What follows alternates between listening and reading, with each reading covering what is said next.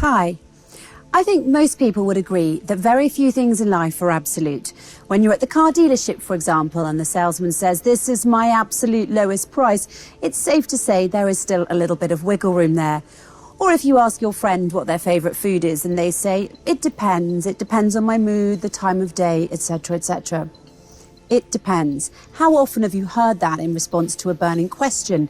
Life, it turns out, is pretty relative, and you'll be happy to know that Einstein would agree. In his theory of relativity, Einstein asserts that both time and space are relative concepts, debunking Newton's theory that time and space are absolute. In fact, the only absolute constant in Einstein's special relativity is the speed of light. Its value will always measure the same for any observer in uniform motion. It will always be about 300,000 kilometers per second in a vacuum and never faster.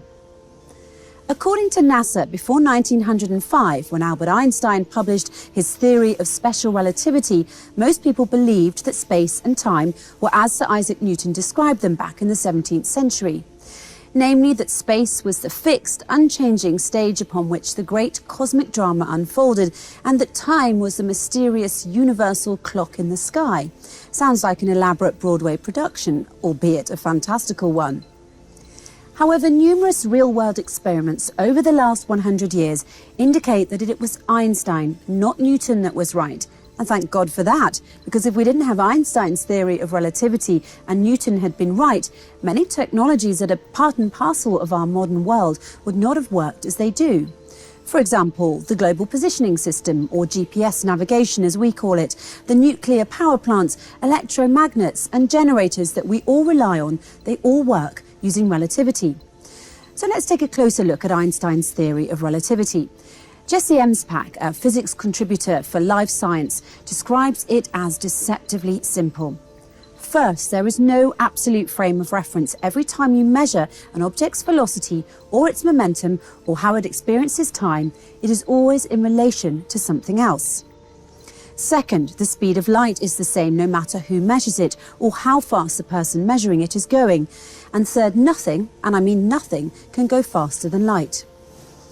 The implications of Einstein's famous theory are profound. If the speed of light is always the same, it means that an astronaut going very fast relative to the Earth will measure the seconds ticking by slower than an Earthbound observer will. Time essentially slows down for the astronaut, a phenomenon called time dilation. But that's not all. Another peculiar aspect of Einstein's theory of relativity is length contraction. So in the same example as before, if you were to stand here on Earth and wave at the astronaut's spaceship as it speeds by, it would look as though it was squished in the direction of the motion, meaning if the spaceship is moving horizontally, then it is the horizontal dimension which is contracted with no contraction of its height. If the spaceship were moving slowly, the level of contraction or squishiness that you would observe would not be noticeably significant. But if it were moving at relativistic speeds, speeds that are a significant fraction of the speed of light, as spaceships tend to do, the length contraction would be significant and actually observable to you. This phenomenon is not due to errors in measurement or faulty observations. The object is actually contracted in length, as seen from the stationary reference frame, u. The amount of contraction of the object is dependent upon the object's speed relative to the observer. So in short, the faster the spaceship is moving, the more contracted it will appear to you. Yeah, I know, 2 words, mind-blowing.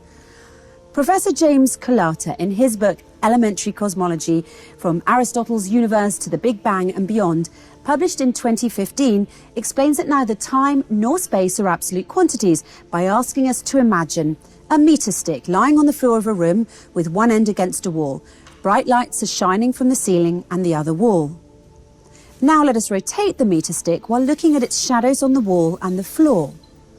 At first, the shadow on the floor is almost equal to 1 meter in length, and the length of the shadow on the wall is very small. As we rotate the stick toward the vertical, the shadow on the floor becomes shorter and that on the wall becomes longer. When the stick is vertical, the shadow on the wall is 1 meter in length. It turns out that something similar happens in the case of special relativity. As the speed of an object increases, its length, in the direction of motion, becomes shorter, while the intervals become longer. It's interesting that the professor chooses this particular example to demonstrate the conclusions and consequences of the theory of special relativity. It's especially interesting because the Quran used the same analogy in its verses.